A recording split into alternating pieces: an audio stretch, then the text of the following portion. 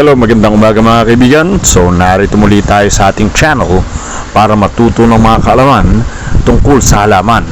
Ang paksa na ating pag-aaralan sa umagang ito mga kaibigan ay tungkol sa 5 varieties ng African daisies. Tamang paraan sa pagtatanim dito at tamang paraan ng pag-aalaga sa mga halamang African daisies. Ang mga daisies kaibigan ay sumisimbolo ng innocence, purity at loyal love, kung kaya't ang magagandang bulaklak na ito ay tanyag na ibinibigay sa isa't isa ng mga mag-asawa sa buong mundo.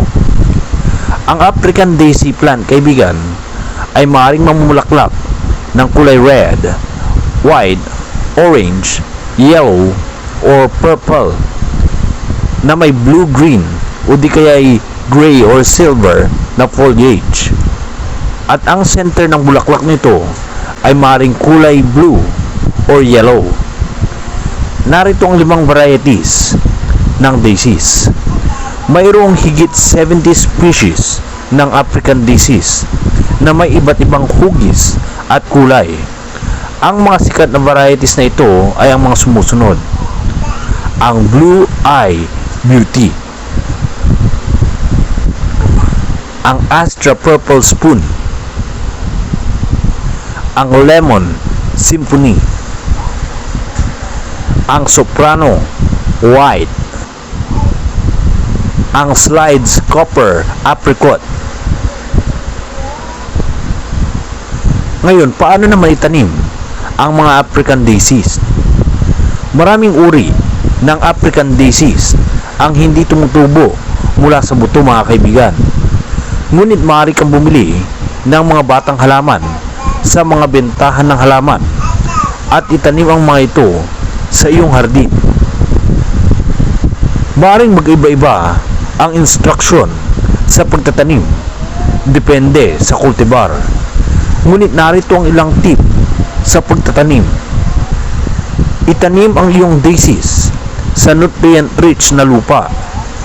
Ang daisies ay pinakamahusay na tumubo sa nutrient-rich at fertile na well-drained at slightly acidic na soil na nasa 5 hanggang 5.5 pH. Applyan mo din ang iyong tanim ng compost or fertilizer para ito'y tumubo ng mabuti. Ikalawa, bigyan ng tamang pagitan ang daisies sa iyong hardin. Paglayo-layuin mo ang mga African daisies ng may 12 pulgada o 12 inches na pagitan sa isa't isa. Ikatlo, panatilihin mong moist ang lupa.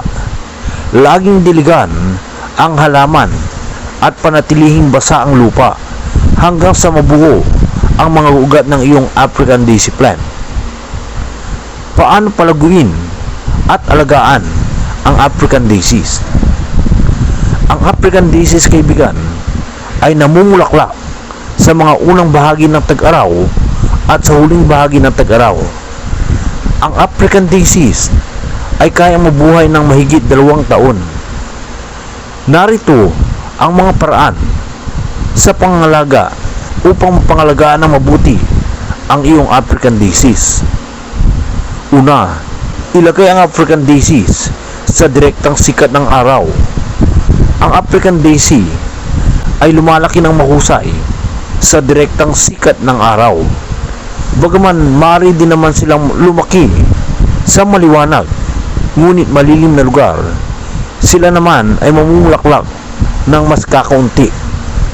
Sa panahon ng tag-araw, ang mga daisies ay titigil sa pumulaklak upang makasurvive sa stress ng init at magpatuloy sa pamulaklak sa ibang panahon. Ikalawa, hayaang matuyo ang lupa sa pagitan ng pagtutubig. Ang African daisy ay drought tolerant. Diligan ang iyong halaman kahit minsan o 2 beses sa isang linggo. Ang lupa na masyadong basa ay maaaring humantong sa pagkakaroon ng root rot o pagkabulok ng mga ugat ng iyong daisy plant. Ikatlo, Bigyan ang iyong African daisies ng nutrients sa pamamagitan ng pag-apply ng fertilizer upang matulungan ang iyong daisy plant na ito ay lumaki ng mahusay. Bigyan mo ang iyong daisy plant ng isang pataba na nalulusaw sa tubig isang beses sa isang buwan sa buong panahon ng kanilang paglaki. Tanggalin ang mga patay na dahon at bulaklak upang maudyukan ang iyong halaman na lumaki.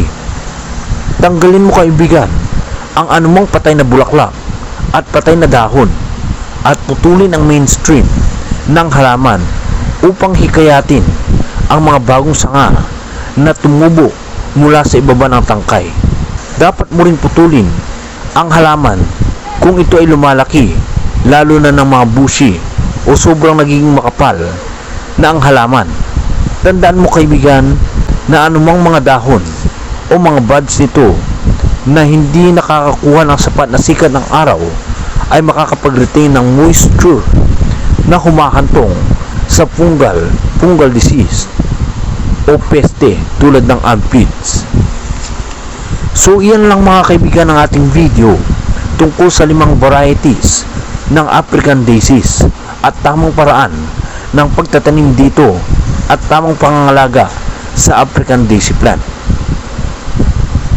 So hanggang dito lang mga kaibigan ang ating video, at kung gusto niyo pa ng ganitong mga videos tungkol sa halaman, don't forget to click the subscribe button at yung notification bell sa baba ng ating video para lagi kang updated sa aking mga latest uploads sa aking channel. So that's all for now, and as always, have a nice day everyone.